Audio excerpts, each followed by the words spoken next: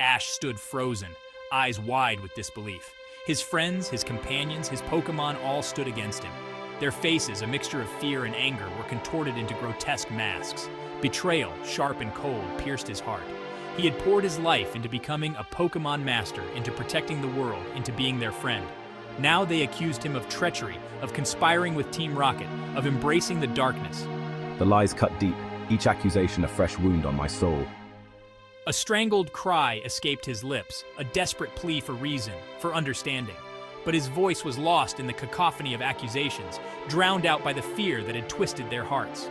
Despair, like a suffocating blanket, enveloped him, snuffing out the last embers of hope. With a finality that chilled him to the bone, Pikachu, his loyal companion, turned his back on him. A single tear, heavy with betrayal, rolled down my cheek.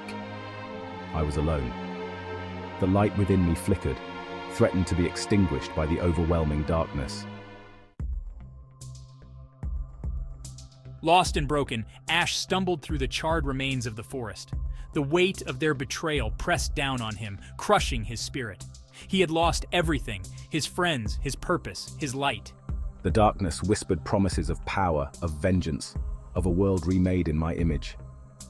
Legend spoke of a hidden power, a force of pure darkness, the orb of Necrozma. It lay hidden, shrouded in shadow, waiting for a heart consumed by darkness to claim its power. Driven by despair and fueled by rage, Ash sought out the orb, the whispers of darkness guiding his path. He found it nestled deep within the ruins of an ancient temple, pulsating with an otherworldly energy. As I reached out, the orb reacted to the storm within me, its darkness resonating with the pain in my heart. Power, raw and intoxicating, surged through my veins, whispering promises of retribution. The world trembled as Ash, now consumed by the orb's power, unleashed his wrath. Gone was the boy who sought friendship and understanding. In his place stood a figure of immense power, his heart consumed by darkness. I became a whirlwind of destruction, reshaping the world in my image. Forests withered and died, replaced by twisted obsidian structures. Once vibrant cities crumbled into dust, ruled by fear and obedience. Pokémon, corrupted by the orb's influence, became his enforcers, their cries echoing the torment in their hearts. The world watched in horror as the boy they once knew became the tyrant they feared. His name, once whispered with respect and admiration, was now uttered in hushed tones, a harbinger of destruction and despair.